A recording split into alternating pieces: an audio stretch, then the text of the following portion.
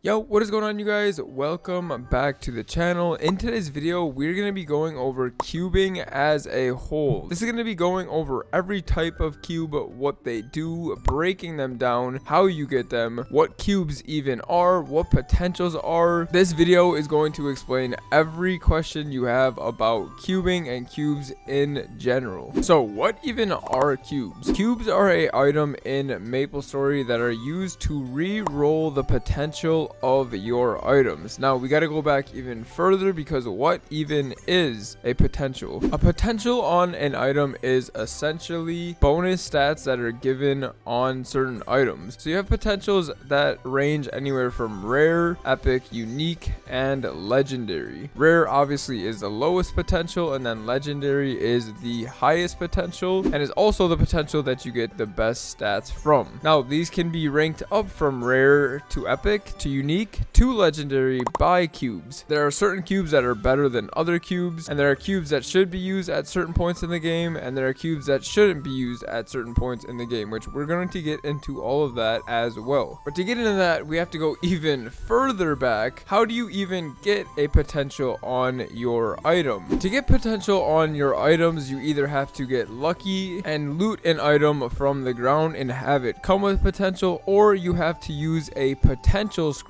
on your item. The only way to obtain potential scrolls is either by killing mobs, buying them in event shops, or hunting an e-boss. You really don't need to worry about getting potential scrolls, as you will probably obtain them throughout training in this game anyways, so chances are you probably have a potential scroll laying around in your inventory on a mule character. So now that we have the basis out of the way, let's get into cubes and what they actually do. First, we have mystical cubes, and these can be used on rare to epic items. They can tier your item up from rare to epic, but they do not go further than epic. Next, we have hard cubes. These can be used on rare to unique items, and on these cubes there is a chance of a double rank up. So let's just say you're using a hard cube on a rare item, it can skip epic and go all the way to unique. But once again, these cubes cannot go further than unique, so once you're at unique, these cubes cannot tier up to legendary. Moving on, we have solid cubes. These can be used on rare to legendary items, and just like hard cubes, there is a chance of a double rank up if used on rare items. Now all three of these cubes, mystical, hard, and solid cubes, can all be obtained from bossing. Mystical cubes are extremely common, hard cubes are less common, and solid cubes are more rare. I recommend only using mystical cubes if your only desired stat is to stay at rare. I wouldn't bank on using mystical cubes to go from rare to epic. I would just settle on a rare potential while rolling with mystical cubes. Hard cubes are really good from going from rare to unique and are actually very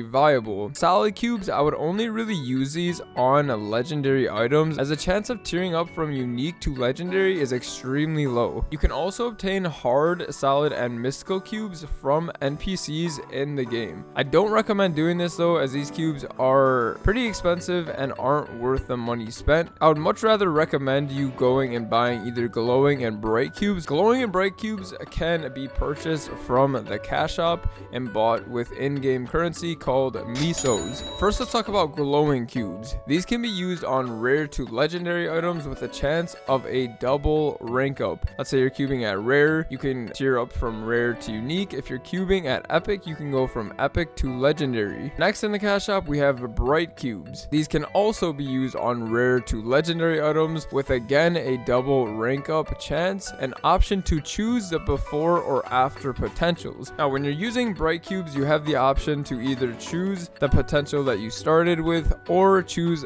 the after potential. This is really good, say if you're cubing an item that has 2 lines of useful stats but you don't want to lose those 2 lines, you would use the bright cubes.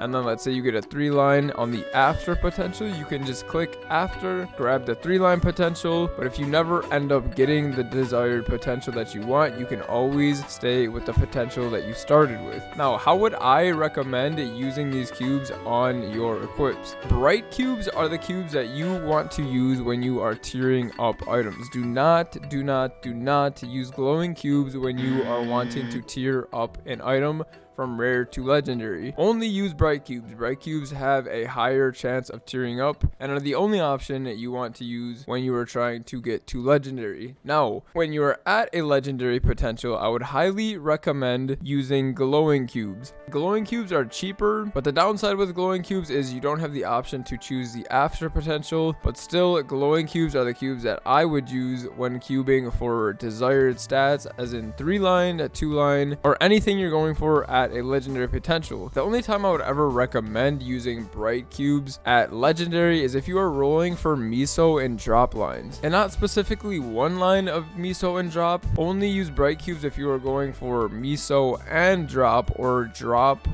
on a single item. You only use bright cubes on miso drop gear if you are going for hybrids. Essentially, hybrids are just any combination of miso drop, miso, and drop. Bright cubes have a higher probability of hitting a prime line. Now, what is a prime line? A prime line is the line that you will always see on your first line of potential. So like a 12% luck is always going to be on the top line, but there is a higher chance of seeing a prime line while using a bright cube rather than using a glowing cube. Miso and drop lines are considered prime lines, so that is why people use bright cubes when they go for a hybrid miso and drop on a piece of equipment. Anyways, this video was just to go over the cubing system and how cubes work. I hope this video helped some people. If it did, please consider leaving a like. If you guys have any questions on cubing, feel free to leave them in the comments. We are more than happy to answer any questions you may have. If you guys are not already subscribed to the channel, please consider subscribing. I'm literally begging you to subscribe if you don't subscribe. Anyways, I hope you guys have a fantastic rest of your day, and I'll see you guys in the next one. Peace.